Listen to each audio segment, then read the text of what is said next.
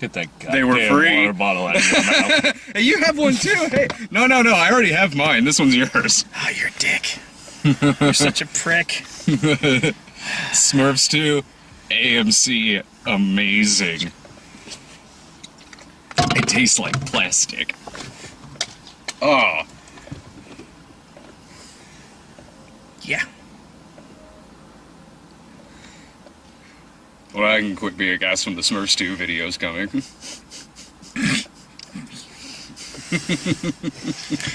Oh, you're a prick.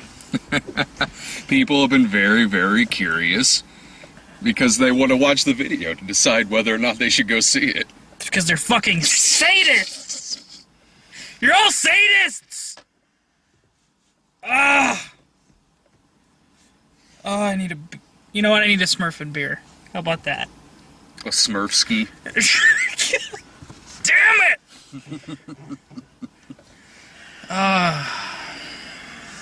Where to begin?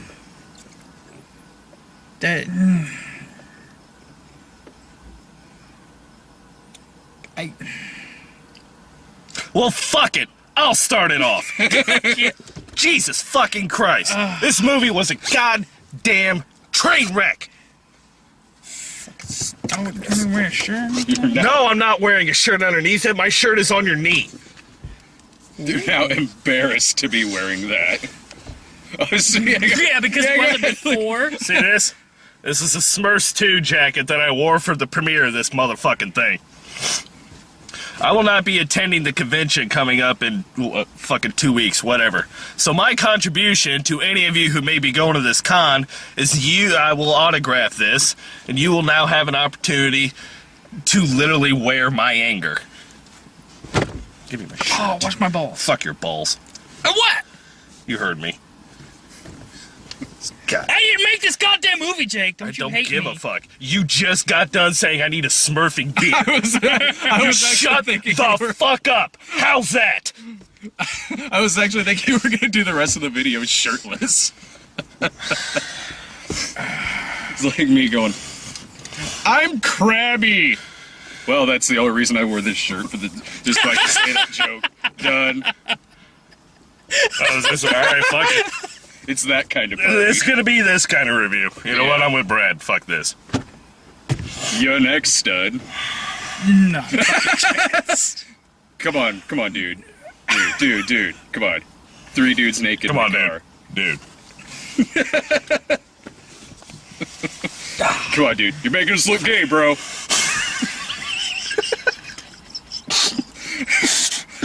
I didn't realize that. Campbell with his shirt on was making us look gay? That was what was making us look gay. I didn't realize how funny this was till I saw all 3 of us in the monitor. We look like extras from the Ritz. Okay. Now, I didn't see, of course... Hang on a second. Pardon me, boys. I didn't see the first one, but I have seen you guys Does it talk fucking about matter? I have seen you guys talk about the first one. So, judging from everything that you guys said in the first video, this kind of seemed like it was the same exact movie. Yeah. This movie doesn't feel like a movie. It doesn't look like a movie. It doesn't act like a movie. It has zero artistic merit to it in any way, shape, or form. It has zilch in the way of ambition. But the whole time I was watching it, it never once felt like I was watching a movie. Not even a bad movie. This movie's shot like a sitcom. It feels like a sitcom. It looks like one. It has absolutely no directorial merit to it whatsoever. And 5 people wrote the script. 5 people wrote this goddamn thing. It was pretty much them, like I said, sitting around in a fucking room for like 2 hours going, how many Smurf puns can we do? Okay, that's a great one. That's a great one. Okay, no, that's not good enough. Oh, that's a I good want to one. know the ones they What rejected. the fuck ones did not make the Come final on. script? You know somebody was like, oh no, that's not Smurf fucking Home funny. Syndrome made it. They put Smurf Home Syndrome in this motherfucking movie. That got greenlit. What the hell did not get greenlit? You know- Smurfy's come on. Law. Smurfy's Law. Smurfy's Law. That's all part of Smurfy's Law. The 1980s Charles Bronson movie? God damn it. Rule number 1 of Smurfy's Law. You don't smurf with Jack Smurfy. Oh my god, I swear to God, Damn it. Brad, I will fucking wring your goddamn neck if you say Smurf one more time. I have had so much of that interchangeable ass word in every motherfucking sentence that after a while, just saying Smurf in something or Smurf me or whatever the case is, you just don't even know what the fuck they're talking about anymore. You just don't. I'm amazed they didn't use it more.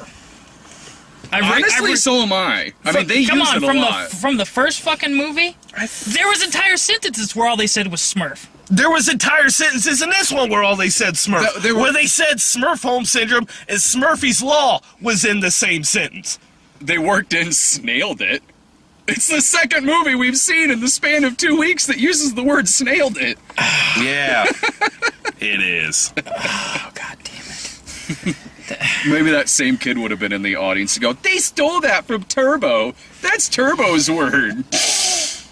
You are not allowed to use that word, Smurfs. That is Turbo's word. God damn it.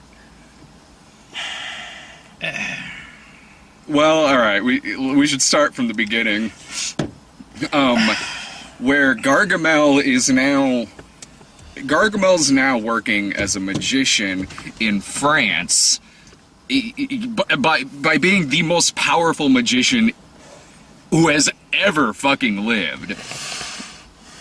And somehow He sold out shows, and somehow he still wants to destroy the Smurfs. He still wants to destroy the Smurfs, and he still wants to use the Smurfs as a way to destroy the world, to take over the world, which throughout this movie, he already has the power to do. He can make people fly, he can turn people into ducks, he can turn people into whatever he wants. He can turn Azrael the cat into the size of a fucking building, just by the power of his wand, yet somehow he still needs more power to be able to do something that he already should have the power to do. This guy is, and aside from that, what more does this guy need? He sells out shows all over the fucking world with his magic act. He's a fucking millionaire at this point. He seems to be the biggest celebrity on the face of the planet. I love that you're actually trying to think this fucking movie through. Like anybody gives an actual flying fuck. What more do I have to say about it? There's Smurf nothing. puns, more like Gargamel wants to use sort of Seth Rogen Smurf and Jillian Smurf. I feel bad knocking this because Jillian seemed to do a pretty good job in it. See, he's using these two, which are the naughties, that he wants to turn them into Smurfs by using his magic powers, which it seems to me that a can of blue paint should really solve his problems. Okay, fuck it, fine, I'll play devil's advocate. So, he's trying to get the formula that... Because they actually used a little bit of Smurf history from the show, of course, and from the comic where Smurfette was obviously created by Gargamel, and then Papa Smurf changed her into a real Smurf. Mm-hmm. So Gargamel's big thing is he only has so much essence, it's finite, so he wants to get Smurfettes, the formula that created her, so he can create his own army of Smurfs, get their essence, and basically create an unlimited... Paint them blue. Yeah. Choke them. I don't know. Yeah, strangle him. So that's basically the plot. He creates a portal. He creates a portal for Jillian Smurf to go through it and to grab Smurfette, who just happens to be standing right there at the pond because she's depressed, because she thinks everyone has forgotten her birthday. Which that's their own goddamn fault. They're creating. They were ostracizing. They were being complete fucking assholes about it. Like the scene is like they're setting up a surprise party for this little bitch, right? Yeah. And she wanders in before it's set up, so they try to hide everything. And she goes around and is like, "Hey, I was wondering if you would like to go down to the creek and stare reflectively at a waterfall with me on this most special day." You're like, about go fuck yourself. We're not gonna go do that. We got other shit to do. Go away. It's got 100 Leave us likes alone. on Smurf Book. What the fuck? That implies they have the internet. Yeah, it does.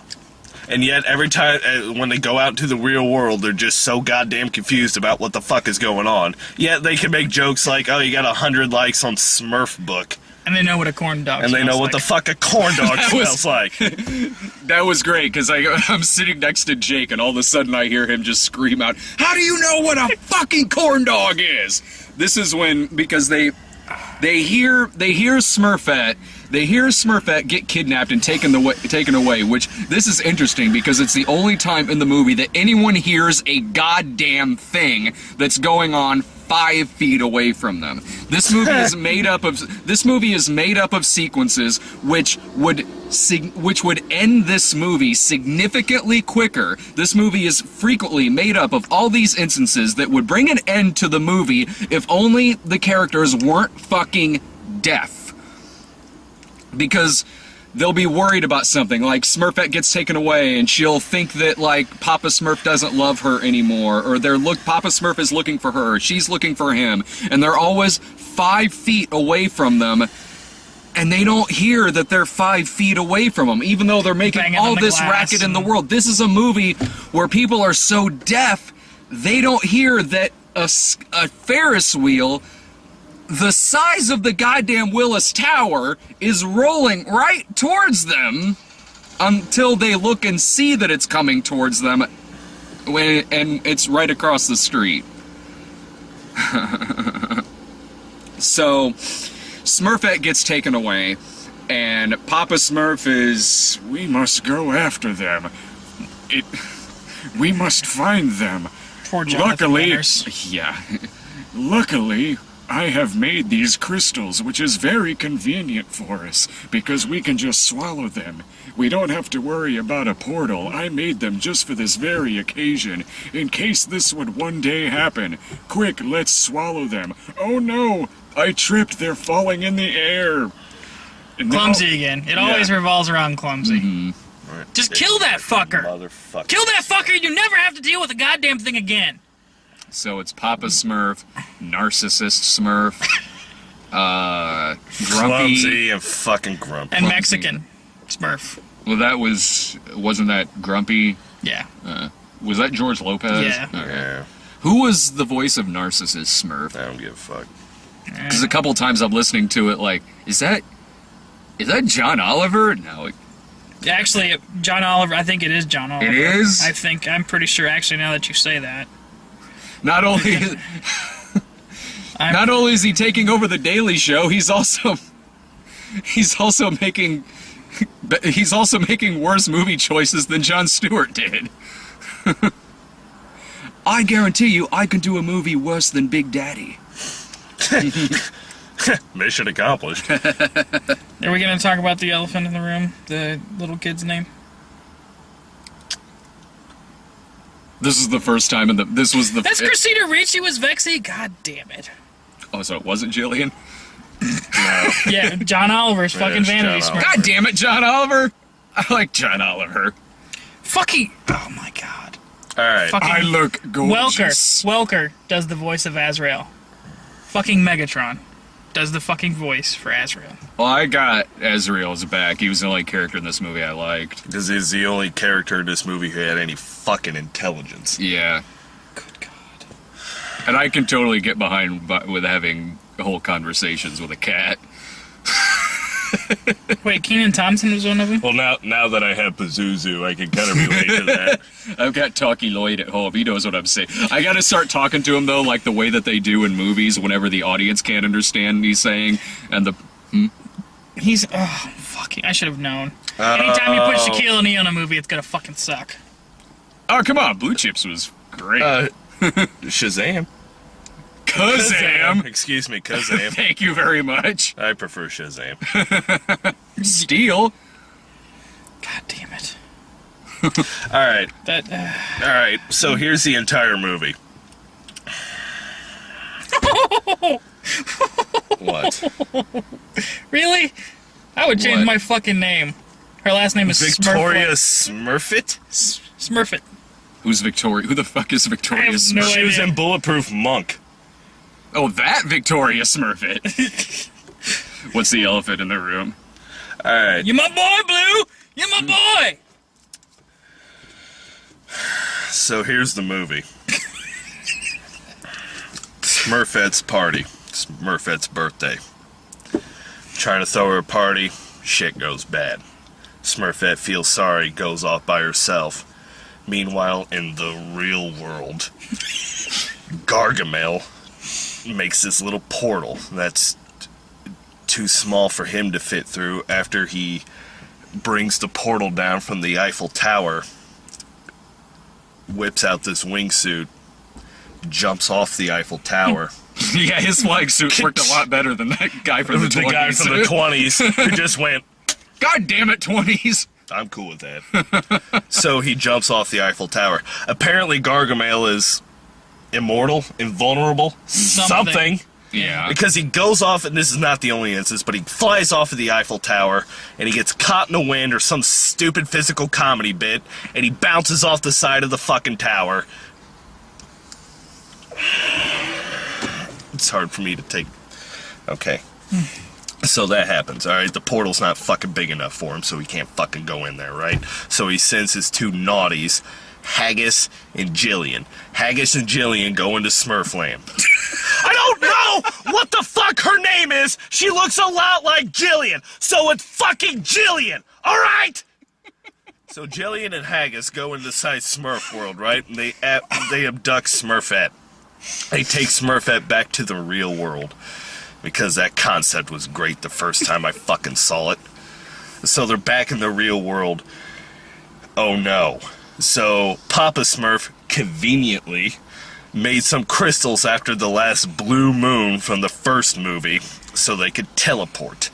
Papa Smurf wants the smartest, the strongest, and the fat one. I don't know why, but he wanted the fat one. Hefty. Yeah, whatever. Alright. But Clumsy comes around and is like, I want to fucks the crystals up, smacks him out of fucking Papa Smurf's hand. The crystals fucking go flying. One of them goes in Clumsy's stupid fucking mouth. The other one goes into Grumpy. I didn't get enough of that green M&M loving cocksucker the first fucking movie. And the third one goes into Vanity, narcissistic John Oliver. So those three and Papa Smurf teleport back into the real world. When they teleport back into the real world, conveniently enough, they teleport back to Neil Patrick Harris's house.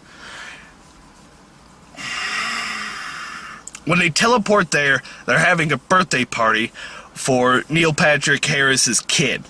A no peanut birthday party. A no peanut, no gluten, no BPA. the new age take everything out of motherfucking food. You might as well be eating cardboard cut fucking bullshit. Yeah, they have all that. So they get teleported into the room, and right before this happens, Neil Patrick Harris's stepdad comes in. Fucking Brendan Who's Gleeson. What the who's the corn dog king.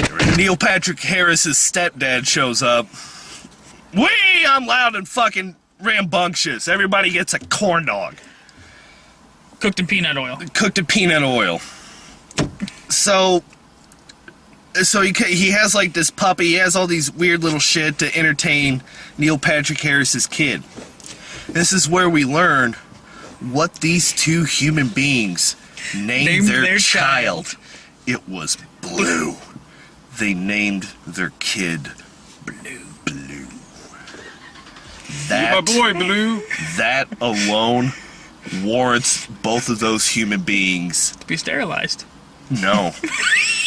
What's the fucking point of sterilizing It's too them late now? for that now. They already did the damage. Well, you don't want the next one to be turquoise. There isn't going to be another one because I'm going to kill them. You don't deserve to procreate if you're going to name your kid something really fucking stupid. That goes for everyone. I can't stand it when parents name their kids the most idiotic, stupid-ass fucking names because that poor little kid has to grow up being named Blue. This is You my don't like daughter, North? Peaches What? Geldof. Don't like North? No!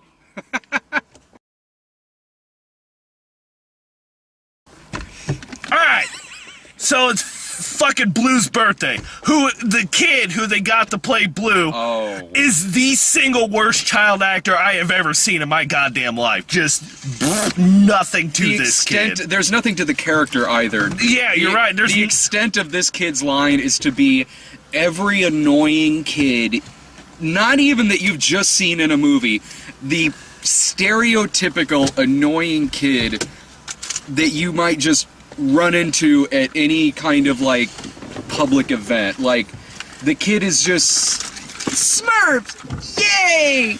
Grandpa Victor, yay! Dad, Mom, yay! Yay! Yay! Ferris wheel, yay! Where's my goddamn lighter? There should be one. Hang on. Maybe not. Smurf 2, The Search for Jake's Lighter in 3D. I found one. Oh, and the Let's go with it. when the Ferris wheel. Okay, they're all on this giant Ferris wheel in Paris. The whole movie, it's Smurfs go to Paris. Smurfs go to Paris, and apparently everybody in fucking Paris are a bunch of fucking idiots. Everyone in this movie is, except for the cat. Yeah. Like I was saying earlier, I'm gonna start having my conversations with Lloyd, like, in the movie, where I have to essentially repeat what he says, because the audience doesn't understand what he's saying. Like, I know I should go up the stairs, Lloyd. Yes, Lloyd, we should wake Dave up. Oh, yeah, we still got the rest of this fucking thing to talk about. So,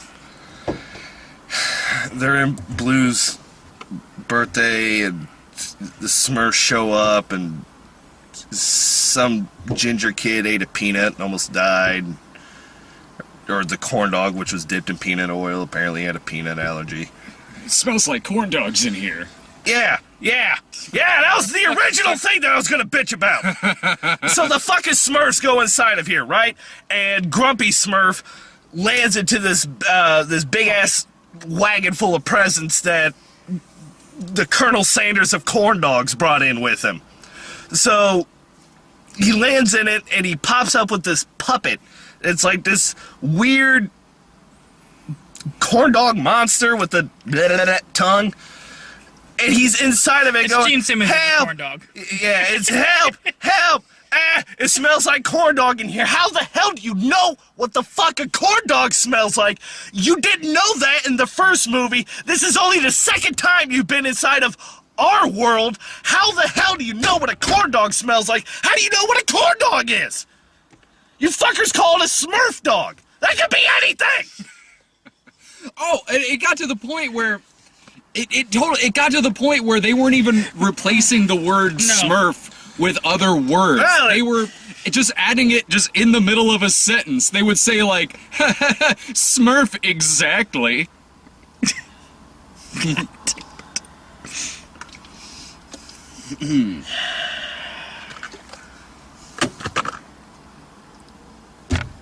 God damn it. It's hard to talk about this fucking movie when it wasn't really a movie. It's exactly what Brad said. It was a stupid-ass sitcom. Every fucking scene that you see, like, Smurfette, Jillian, and Haggis would be, like, right in this room, and they're coming off, and here's Papa Smurf and all the rest. If only they would have stopped, or looked at the reflection, or looked out of the peripheral vision, they would have seen the other Smurfs trying to save them. if they weren't as deaf and dumb as a fucking post, they would have heard everybody talking about them. I think that was the part in the movie when I leaned over to you and said, this movie's starting to suck. Yeah, that was 10 minutes in, Brad. Yes, it was. But okay, there's a scene where all of them are... Because essentially, Gargamel is seducing Smurfette to go to the dark side, and I mean that in the literalest possible terms, because he straight up just recites lines from Empire. Yeah. And so they're all on a Ferris wheel at one point, which Smurfette causes to go really, really fast, because she also has a wand now. It starts going really fast, it comes off the hinges, and is just rolling down the street, and everyone's reaction to this is just, wow! Wow! One guy straight up almost gets ran the fuck over, and they look up, and like the girl he's with is like, we need to go on that tomorrow!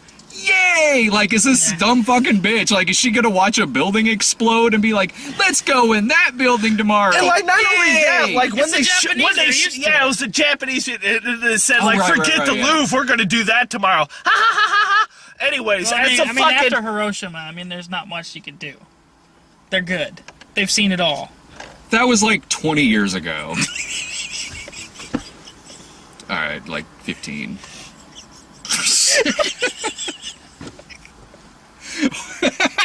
Wait, I should know this. I watched Wolverine last week.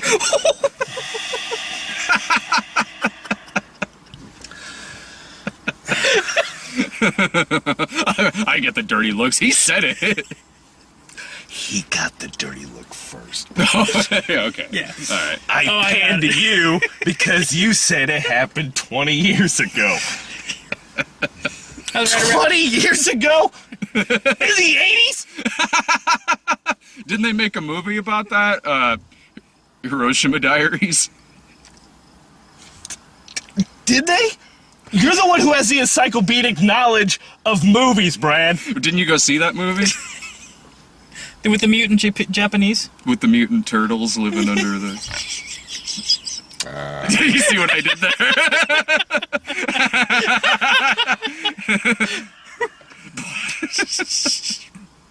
Look, Mikey, I think you got it.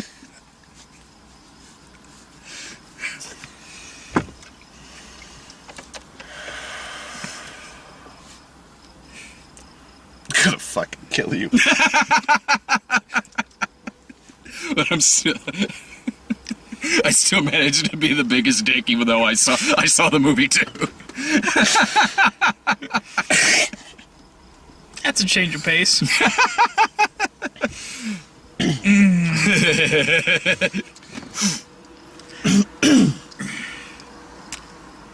don't remember what the fuck we were talking about. The Ferris The wheel. Ferris wheel, yeah. Oh yeah, And the dumb it was Japanese. dumb. It wasn't even just the Japanese. Just I don't know if it's just our conception as Americans. We still think the French people are pussies, I guess, or we just don't like them. Because really, when I was watching this, I just felt like we're insulting French people just because of the way that they're portrayed. There's a Ferris wheel that is off its motherfucking hinge. It is going Mach 3 down a street, and everyone's reaction, everyone is... It's amazement. Wow, that was neat. I didn't even pick up on that really as a French insult, because everyone was doing that. Like, everyone was. The Japanese people were, the Americans were. Honestly... Where? But what Americans? The Americans were the Neil Patrick Harris. The Americans were the hero in the movie. I thought I saw some other ones like that were also on the Ferris wheel, like tourists. Like I thought I saw a couple of tourists. Well, when they did like the quick zoom in to the Ferris wheel, you could see like blurry faces and whatnot. Everyone on the Ferris wheel was wee. This is fucking normal. I didn't even honestly like This movie, other than a couple of things on the Eiffel Tower, the movie really could have taken place anywhere, because I didn't even think it really made French people look stupid, because they didn't really do much in the movie other than just kind of Like, one of them's a chef, and the guy doesn't understand what he's saying, and that was really the extent of it. Like, was every time. I'm only thinking of, like, a few times in the movie where anyone French even popped up in this thing, because it was always either about Gargamel or Neil Patrick Harris verbally abusing his stepfather. Yeah. That's something we need to get to, because that was just straight up uncomfortable. That was weird. Yeah. He has... I don't even know why the fuck he has... I don't even understand why that character has that particular... Was that even mentioned in the first one? Not No. even remotely. Neil Patrick Harris has a horrible, horrible relationship with his stepfather of his own fucking Will, doing. yeah. Like, he hates this guy. Like, every time he's in the room with him, he hates this guy. He's always constantly verbally abusing him, and they're trying to draw a correlation between his relationship with his stepfather and Smurfette's relationship with Papa Smurf. I see what they're doing there. And then his own relationship with his intelligently named son, Blue. Well, his stepfather gets turned into a duck at one point so they can have a bunch of duck puns. Yeah, that was... Duck! That was foul. Foul. Yes, I went there. Like he wanted fucking props for that. So okay. He's and it all stems from the fact that Neil Patrick Harris's own father walked out on him when he was a kid, and Brendan Gleeson is his stepfather, which that casting just straight up baffles me. It's like, what was... Fuck, was Sean Bean busy? What the fuck? At least he lived in the movie. Yeah. So, he's pissed off at his stepfather because I guess 20 years ago, Neil Patrick Harris had a parrot that belonged to his real father that he's under the impression that his stepfather got rid of because he was allergic to it. And he's carrying this around with him for 20 years, just verbally assaulting this guy, even though this guy seems like a really good dude. He's always trying to help him out. He's fun. He loves his grandkid. He loves Neil Patrick Harris, but this whole thing with a parrot. And then it turns out that Neil Patrick Harris was mistaken.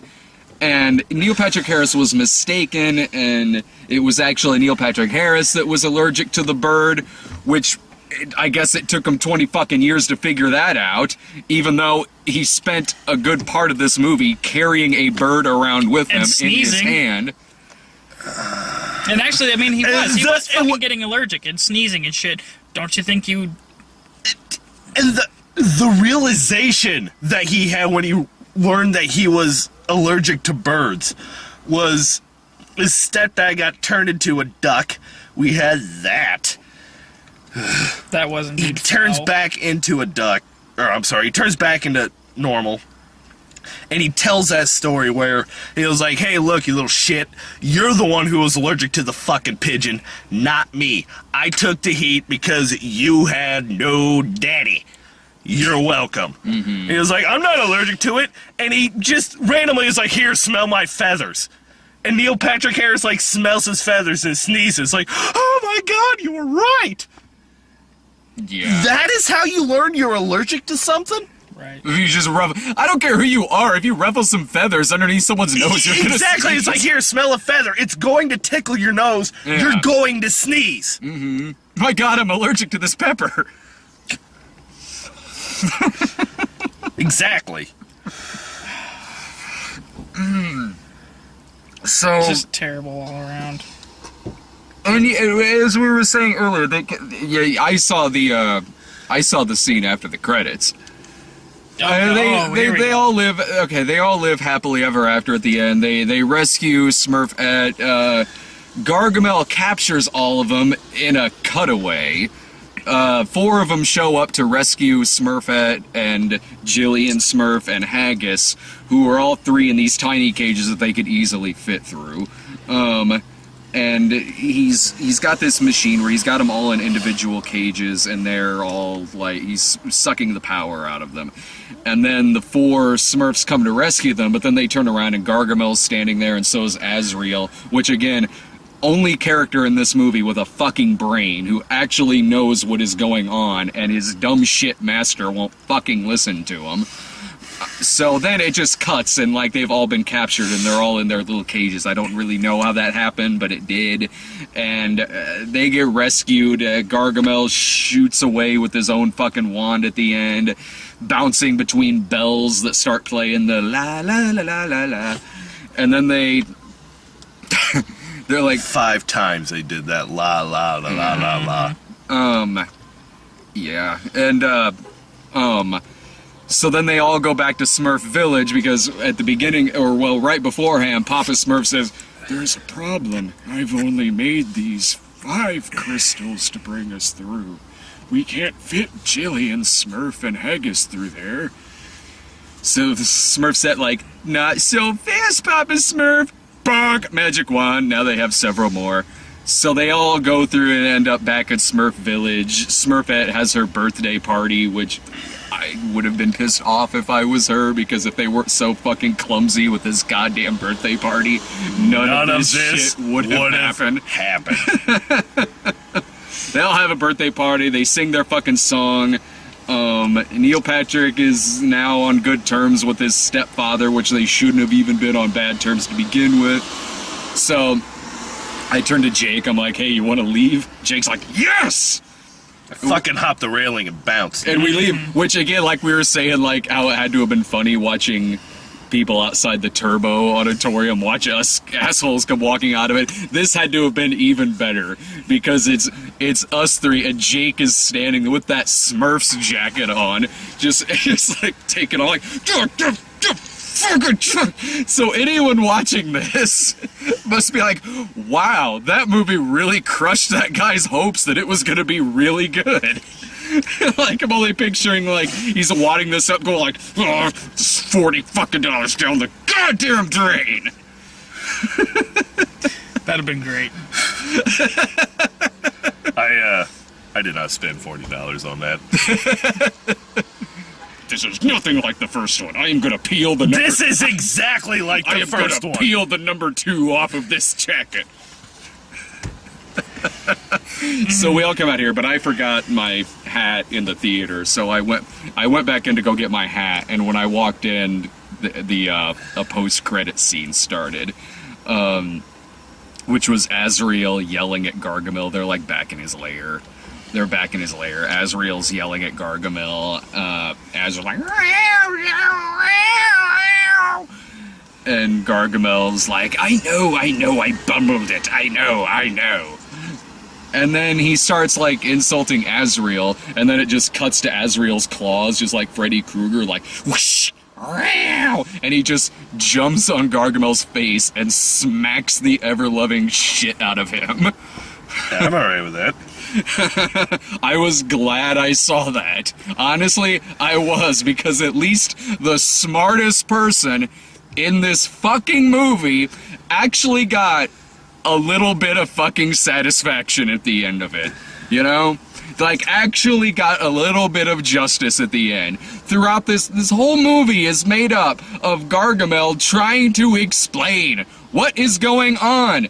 And it's not even a problem of a language barrier, because Gargamel understands him. He understands every word he's fucking saying. He's just not fucking listening to him. And so, yeah, I would be frustrated if I was that cat too. Jesus fucking Christ. I honestly can't believe that the cat didn't snap off earlier in the movie and just fuck him up. Uh-huh. Yeah, just fuck him up. No one does anything but fucking abuse this fucking cat. The cat's the only likable one in the goddamn thing. Because Gargamel is just... Like, I know he's supposed to be stupid. I get that. He's like a stupid villain, but he's just... I don't even get the motivation. If I actually understood any semblance of a motivation behind this guy, that would be one thing, but I don't. He already has the power to take over the world. I don't fucking get this guy. There's so many examples of how he can do that, too. They're showing the magic show. He turns somebody into a giant frog.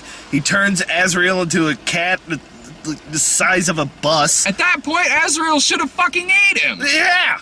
And then not only that, like, when they're going to the fucking Ferris wheel, there's this huge line, and Gargamel uses his power to part the people and to Make them force bow. them to bow down in front of them. And he he's just got walking, he's fucking walking through saying like, oh, thanks for holding our place. He's just and got they're done watching cheering the his ass Avengers. on. And then they're like, oh, and those are my kids. And everyone's just like, oh, okay, those are his little, really tiny kids. And they're all like, oh, we're bowing against our will. Yeah. I can't fucking. Okay, at that point, yeah, you're right. The Parisians were fucking idiots. There's your huge example right there. Every time they cheer of somebody getting torn in half or shit like that.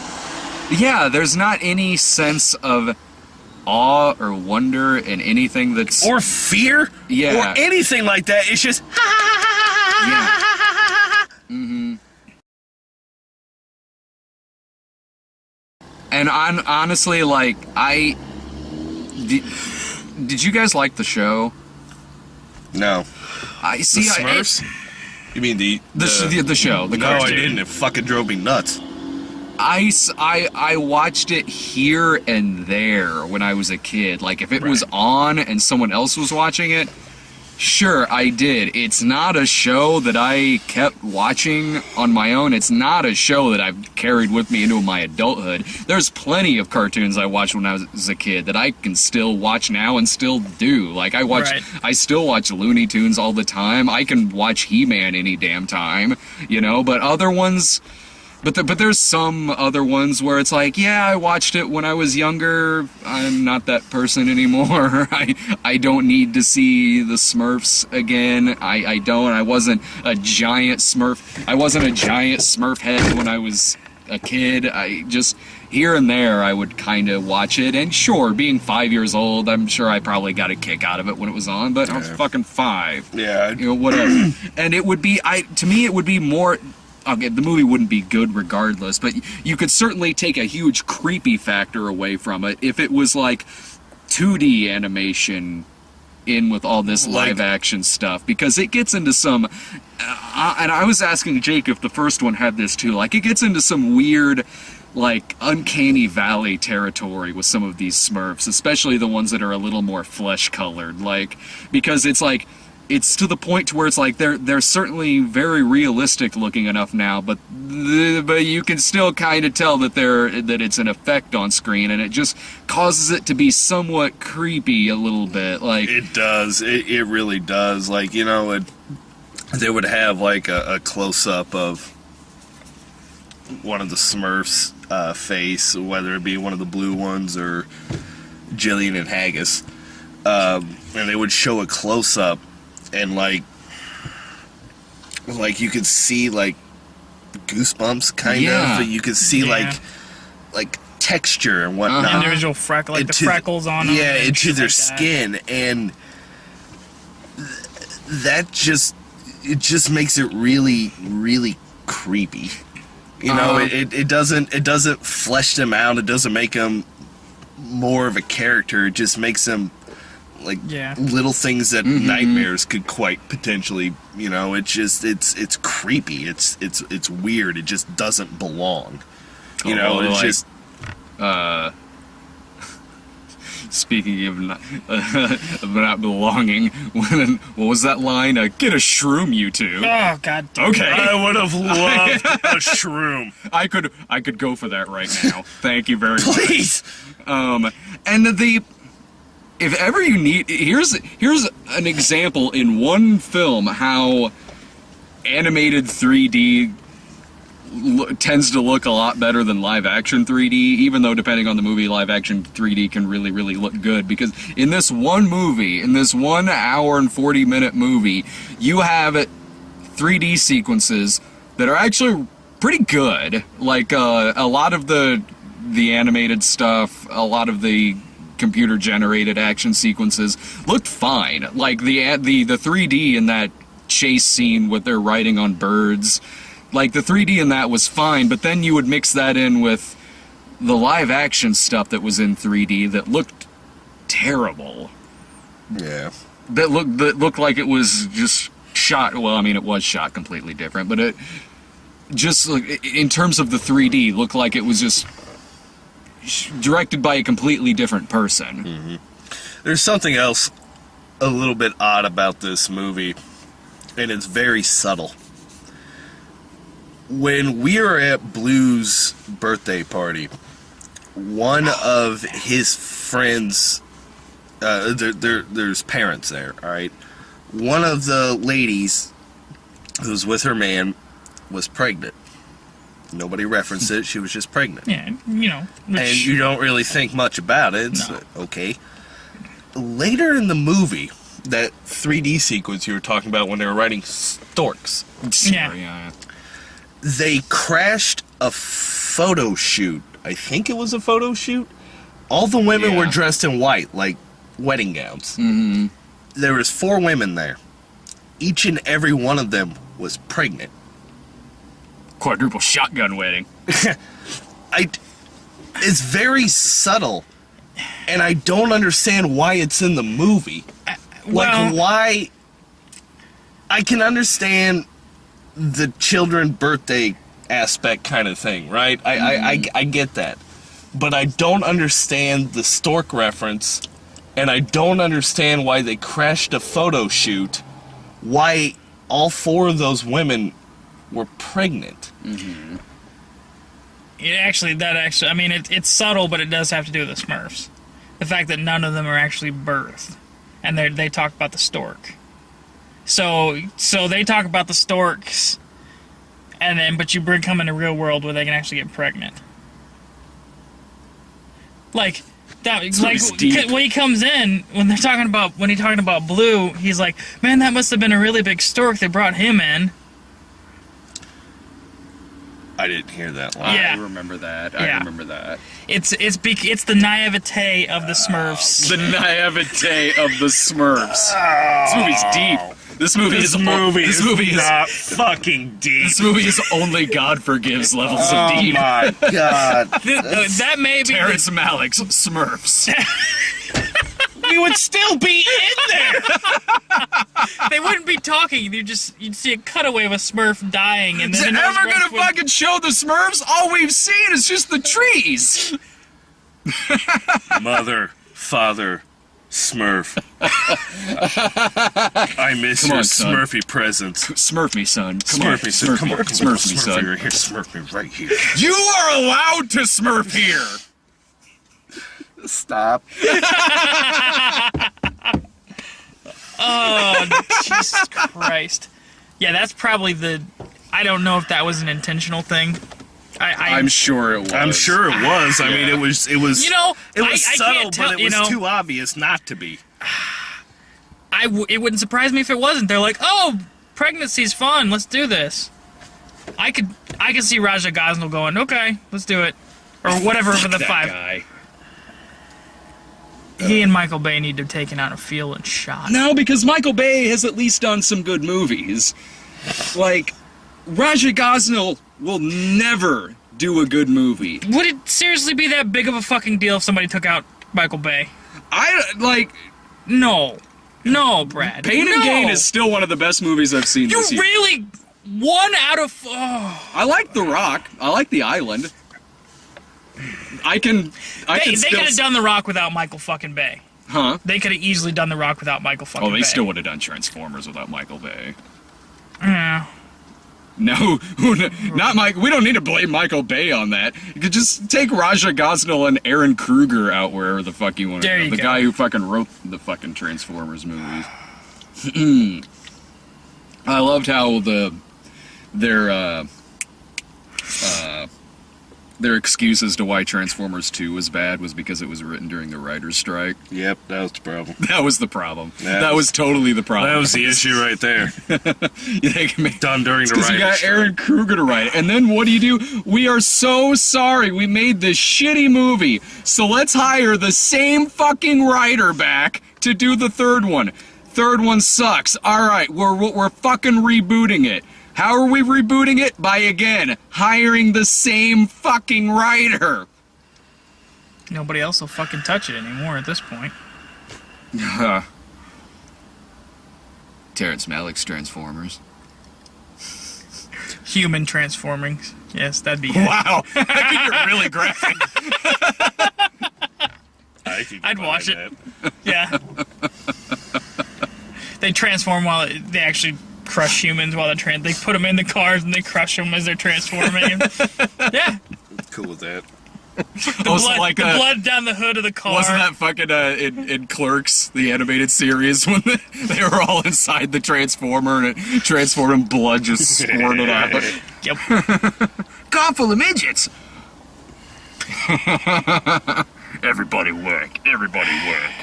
Shit, we fucking run out of stuff to say about Smurfs 2. Is this the worst movie you guys have seen this year? Jake and I were talking about this before the movie, where I said, this movie looks fucking terrible. I'm positive it'll be fucking terrible, but this has been such a shitty year for movies that I would honestly be surprised if this turned out to be the worst movie I've seen so far this year. Because it's been that bad of a year for movies. Now, having seen it, Jake, with some of the bad stuff you've been at, and Brian, you Grown Ups 2, is this the worst movie you guys have seen so far this year? Grown Ups 2 and this one go hand in hand. I can say that on a technical aspect. Oh, yeah. Really? Oh, yeah. Well, then fuck you, Brian Lewis. That's My Boy is far worse than Grown Ups 2. Because That's My Boy, I would rather watch this movie on a continuous loop for 48 hours before I would ever watch That's My Boy again. Ever. Yeah. And me and him had this discussion. He is dead set convinced that Grown Ups 2 is worse than That's My Boy. I told him to suck a bag of dicks. No, it's not. And you saw it. I've never seen That's My Boy. No. But I would never see it. No, but you saw Grown Ups, right? And you just said that those two are about on par, right? Because in my opinion... In terribleness, yeah, that's... In my opinion, I can't do Grown Ups 2, but I can do That's My Boy. That's My Boy is up here. Smurfs is way the fuck down here. That's My Boy is levels and levels worse than what this movie is. I was going to say, it sounds like you're making That's My Boy No, up here. Up like here, Burt bad. Wonderstone. Right. Burt Wonderstone's a masterpiece, right? Yeah. I haven't seen it. As far as movies that I've seen thus far this year, I almost kind of want to see That's My Boy now. I'm intrigued to see. fucking go ahead. Well, I'm not going to because I. You goddamn coward. Every last Was one this of you. worse than Internship? Yeah. I knew it was going to be. Because I don't think this is worse than Die Hard 5. This, I would have to say that thus far right now, Smurfs is probably, of this calendar year, yeah, thus far it's the worst. And I say that because of the actual story itself. Yeah. The dialogue, which there wasn't really any. There was no real jokes. We had kids in our audience. You know what the kids laughed at in the first 5 minutes with Azrael kind of like meow, meow, meow, meow, meow, doing his thing? The kids were cracking up. Once Azrael stopped and they started going further into the story, we didn't hear a peep. Anything. A peep from nobody. Nothing. Nobody in this audience, including ourselves, fucking said anything forever until Azrael showed back up and you could hear the kids behind us kind of start snickering at the cat again. Because the cat, like Brad said, is the most likable character in this entire fucking movie. So yeah, the kids are gonna laugh at the CGI cat. They didn't laugh at anything else. None of the parents laughed at any of these fucking jokes. That's because Azrael I don't can't understand say how Smurfs. anybody would find... What? That's because Azrael can't say Smurfs. Come on, you fucking know that's the that makes him light years ahead of anything without even.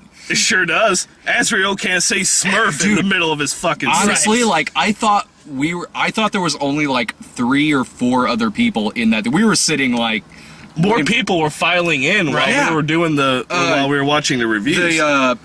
We were sitting like in front of the rails so we could put like our fucking feet on it and shit. And then like Jake said, you couldn't hear that much from the audience, so I kind of thought like it was like when we showed up and there was only like 3 fucking people in there. The movie ends, I turn around, honestly, there was maybe 15, 20 people there. There was people, Like, yeah, it was. I happened to notice when we were going through the previews, just because I'm paranoid and I always notice movement, I kept, more people were filing in during the previews. So I didn't know what the grand total was, because once Brad was like, you want to get out of here, I hopped the railing and fucking bounced. I didn't look behind me. I just left. I wanted to leave so much sooner, but I couldn't. I've never walked out on a bad movie before, but if we walked out on this, since this hardly constitute as a fucking movie, it's a goddamn product. Yeah. Would that have even counted? Yeah. Like, I was way more mad at Die Hard 5 than this movie. I was. Because I think you actually went into Die Hard 5 wanting to like it, or this one you knew was going to be shit from the outset. So your expectations. I mean, well, I mentioned earlier that I thought that this was the worst movie I've seen so far this year on a technical aspect of the summer. Smurfs? Oh, okay. Of the summer, it certainly is. But on a technical aspect, comparing this to Die Hard 5, in this, like, it's like I said, this hardly feels like it should be something that I'm watching on the big screen. It feels like something that should have a laugh track. It feels like you're watching a sitcom. But I could at least tell what was going on, whereas in Die Hard 5, I couldn't tell that. But Die Hard 5 did feel like a movie, a horribly fucking shitty one, but A movie. yeah, in the loosest of fucking terms. Like, even Die Hard 5 was just a goddamn fucking product. But I was way more mad at that than I was at this one. I would rather sit through this again than watch Die Hard 5 again. I'd probably watch Die Hard 5. No, yeah, see, I think I would, if I were to watch Die Hard 5, I would not have the reaction. If there's shooting and explosions, at least that shit could have at least kept my attention for as long as that happened. It would have, dude. But you're also talking to somebody who has never seen any of the Die Hards all the way through. What? You've disappointed me, I McClane. don't give a fuck. I don't know who McClane is. Never seen Die Hards. You want to know what else? Never seen any of the Aliens. Name another popular movie series. Not even Never Alien seen it. 3? No. You'd like Die Hard. Probably, but I haven't seen it. The only, I've seen Rockies. I've seen all those. Oh, you better. Hell yeah. What about Rambo? Yeah, I've seen all of Nice. What about the mannequins? Rambo. No. What? What are you guys laughing at? What? What? All right, Meshack, calm the fuck down.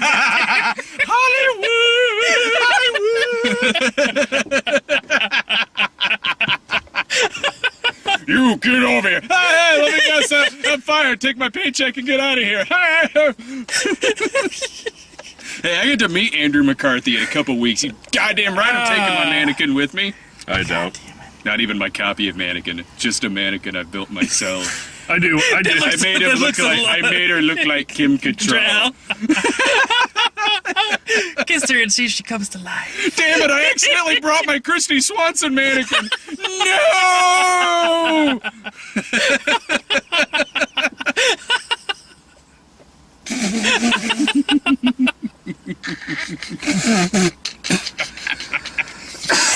I hate it when you do that.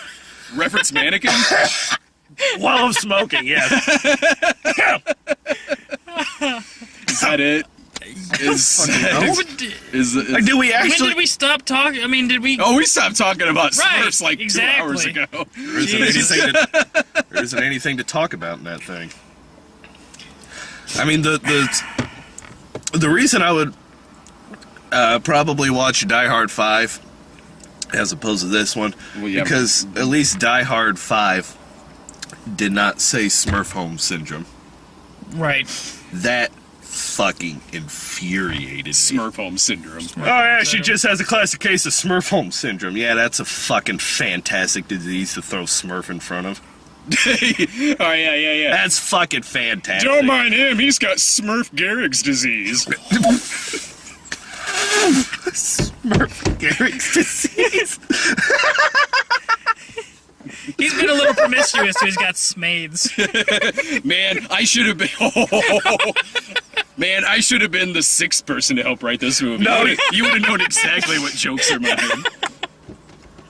I am the luckiest Smurf on Earth.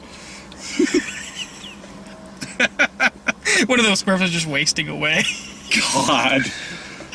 They would get a little Smurf wheelchair. Just stick 'em Streets in of there. Philadelphia.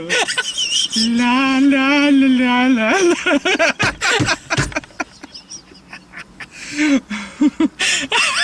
Alright.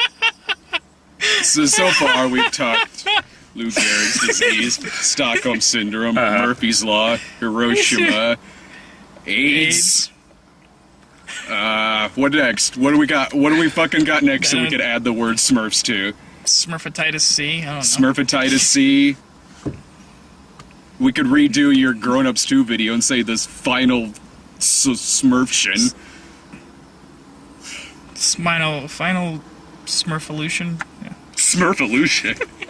That sounds like a Beatles song. Smurfler. Smurfler is going to kill all the, exterminate all the Smurfers. Well, the duck kind of had a Hitler mustache. Yeah, he did. It's a mallard duck. That is the color of their bill. It is not a Hitler mustache. That is what mallard ducks look like. Hitler. Yes, Brad. You're right. Hitler got reincarnated into all As the a mallard ducks. duck, like when they showed the crate of other mallard ducks, every single last one of them. They were being Hitler. They were totally being Hitler. Dude, you guys are toads being Hitler right You now. guys are being Hitler right now. That's because they're all commenters. Oh, am I being Magic Hitler right now? Well, I mean, it was a nice twist of irony that the French were killing all those Hitler ducks, so... You know. Yeah, see? See? This movie's full that's of subtle. symbolism. That's subtlety right there. Subtlety. God damn it. Can I help it if every time I see a duck I think Hitler? It's all because of the cartoon with Daffy the Commando, where Daffy hit Hitler on the head with a mallet. Somehow, ever since Did then... Daffy turn into Hitler afterwards? No, but Bugs Bunny dressed like Hitler Yes, once. he did. God But I bless you, don't Bugs. think that Mel Blanc was actually speaking German. Nor do I think he I'm was... pretty sure. All right. I'll give you that he wasn't speaking German, goddamn. but I am 100% convinced that he was speaking Japanese. All right, that was fluent Japanese. So fucking racist. Should we wrap it up? Fucking sure. Wasn't it wrapped up a long time ago? Next week, we're gonna be gone. Yeah, you all got the con. Yeah, the movies, but a couple of the movies that are coming out next week, we'll see. We'll just, it'll just be during that week. If there's a midweek release, I'll hit that. But in terms of what's coming out on Thursday and Friday, we're gonna be gone. We're gonna be at Wizard World, Chicago, 8th through the 11th, with Jake's newly autographed Smurfs 2 jacket.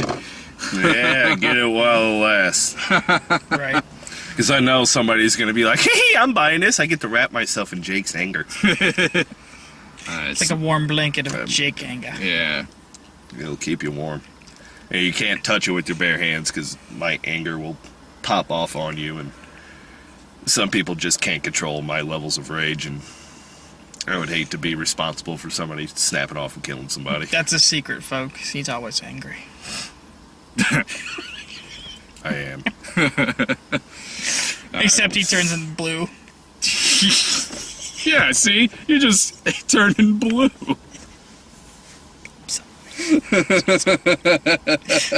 I love you. We'll see. I've seen Chernobyl, that's what I was thinking of. I thought you were making a joke. I thought you realized that was Chernobyl. I did. I just wanted to end the video like that. Fucking asshole.